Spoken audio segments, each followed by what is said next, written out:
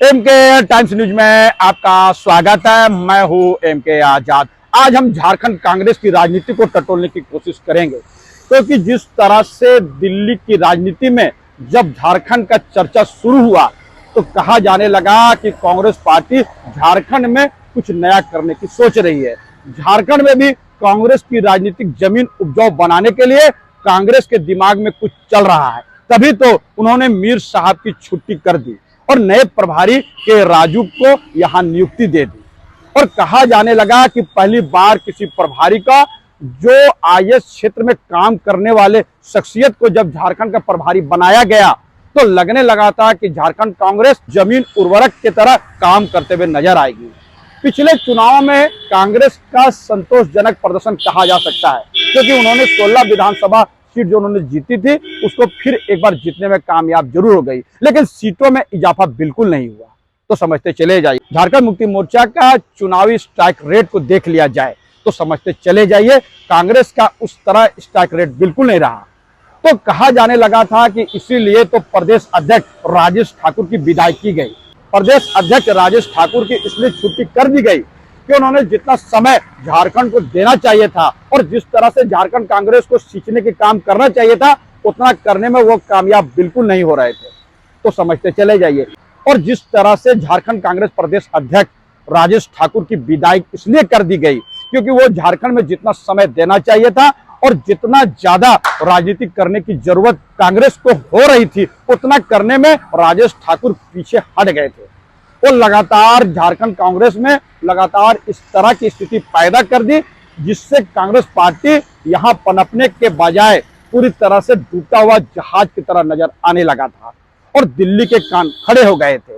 राजेश ठाकुर का लोगों से संवाद कायम नहीं हो रहा था और दूसरी तरफ जाति समीकरण में भी राजेश ठाकुर फिट बिल्कुल नहीं बैठ रहे थे, क्योंकि जिस समाज से राजेश ठाकुर आते हैं उस समाज का वोट कांग्रेस की तरफ झारखंड में शिफ्ट बिल्कुल नहीं हो रहा था। दोनों मुद्दे गर्म थे और इसीलिए राजेश ठाकुर की विदाई हो गई।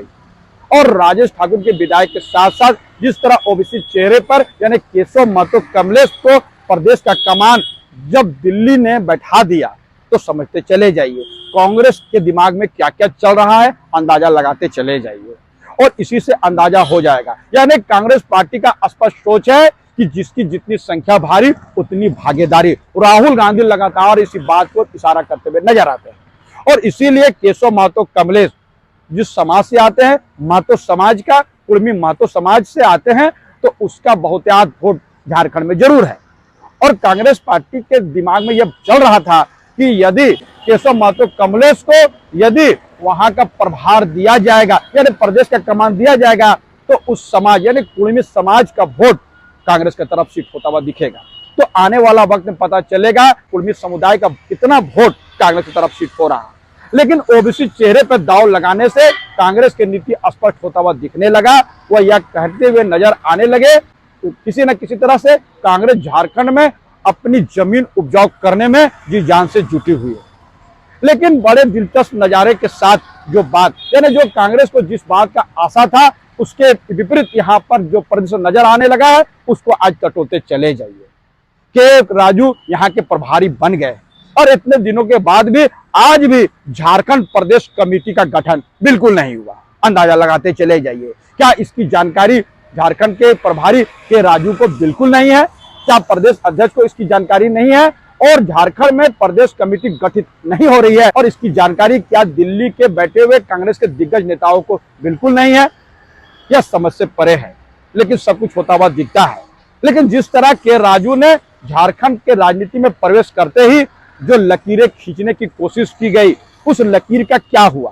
कहा गया था कि जो बोर्ड निगम में जगह खाली है और कांग्रेस कोटे में आने वाले हैं तमाम को जल्दी भर दिए जाएंगे। और कहा तो ये भी गया है कि लगातार कांग्रेस कमेटी को मजबूत करने के लिए तमाम तरह के फीडबैक जिला अध्यक्ष, प्रदेश अध्यक्ष और प्रखंड और नगर निकायों से ली जा रही है। तो उसका क्या बड़ा महत्वपूर्ण है और यह भी बात चल रही है पूरे देश में कि राहुल गांधी और इशारा करते हुए नजर आते हैं कि जितने भी कांग्रेस के स्लीपर सेल है सबकी छुट्टी कर दी जाएगी। तो झारखंड के स्लीपर सेल का कब छुट्टी होगा यह भी सवाल लोगों को जहन में तेजी से दौड़ रहा है।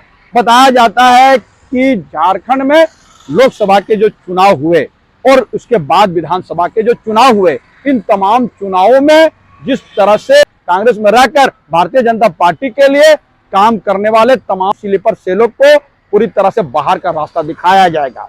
और कहा जा रहा है कि कई जिला अध्यक्ष ने इसकी जानकारी प्रभारी को भी दिया है और दिल्ली के आलाकमान तक भी ऐसे लोगों को डोजियर तैयार करके दिया गया है।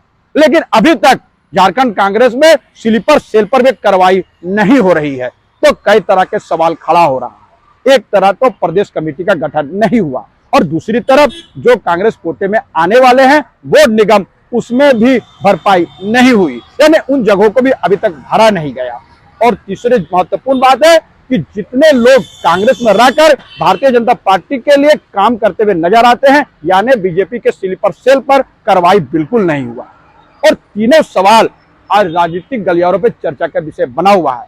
निश्चित तौर पर कहा जा सकता है कि नए प्रभारी के राजू के लिए यह चुनौती जरूर है और यह भी आशा है लोगों को, क्योंकि आईएएस क्षेत्र से काम करने वाले व्यक्ति को जब प्रभारी बनाया गया और जिस तरह के राजू ने एक लंबी लकीर शुरू में खींची थी, लेकिन इस आशा के साथ कि तमाम चीजों पर विराम लगेगा, लेकिन के राजू अभी तक इसमें सफल बिल्कुल नहीं हुए।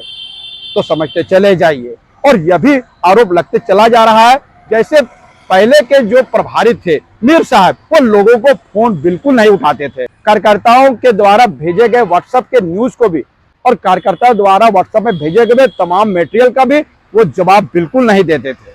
और यही शिकायत जब के राजू के भी पास आने लगे तो कहा क्या जाएगा। के राजू भी फोन लोगों का नहीं उठाते। कार्यकर्ताओं में इसी बात का लेकर रोष है, जबकि सबसे ज्यादा फोन उठाने वाले में झारखंड के पूर्व प्रभारी अविनाश पांडे का नाम सबसे ऊपर है। वो लोगों से संवाद कायम करते थे और लगातार सभी का फोन उठाते थे। यदि फोन नहीं उठाते तो व्हाट्सएप में भेजे गए तमाम मैसेज को पढ़ते थे और उसका रिप्लाई करते थे।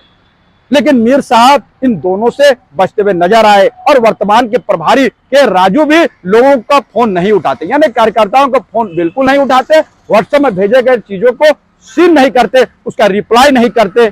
यही है कम्युनिकेशन गैप। इसकी शिकायत आलाकमान से भी किया जाने लगा है और राजनीतिक गलियारों पे इसी बात का चर्चा है। प्रदेश अध्यक्ष भी लोगों का फोन जरूर उठाते हैं, लेकिन जिस तरह से वो जल्दी फोन काटते हैं इसका भी चर्चा जरूर है। यानी वर्तमान के प्रदेश अध्यक्ष से यदि कोई सवाल किया जाता है फोन पर तो वो फोन उठाते जरूर हैं, लेकिन तुरंत फोन काटते हैं। ये कहते हुए नजर आते हैं कि मैं मीटिंग में हूं, बिजी हूं, बाद में बात करूंगा। इस तरह से कार्यकर्ताओं में एक रोष व्यक्त होता है और यही होता है जब झारखंड के प्रदेश अध्यक्ष और प्रभारी लोगों का फोन नहीं उठाएंगे, व्हाट्सएप के मैसेज को सीन नहीं करेंगे, उसका जवाब नहीं देंगे, मैसेज को पढ़ेंगे नहीं, तो कम्युनिकेशन गैप जरूर रहेगा और इससे कार्यकर्ताओं में एक निराशा का भाव पैदा होता है। तो इसको देखेगा कौन।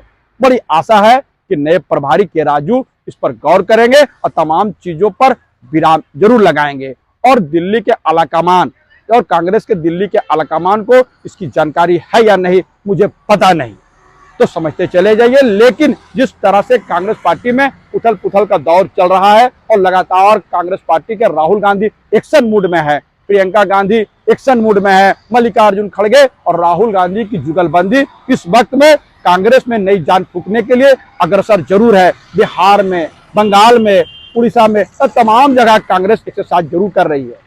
लेकिन झारखंड में जिस तेजी के साथ काम किया जाना चाहिए वह काम बिल्कुल होता हुआ नहीं दिखता है। तो हमारा छोटा सा विश्लेषण आपको कैसा लगा अपने कमेंट जरूर कमेंट करें और जिन्होंने अभी तक न्यूज को सब्सक्राइब नहीं किया उसे बिना निवेदन सब्सक्राइब जरूर कर दे, संभव है शेयर कर दे, ज्वाइन का बटन है, आप आर्थिक सहयोग भी कर सकते हैं। तब तक के लिए हमें विदा दीजिए। जोहार।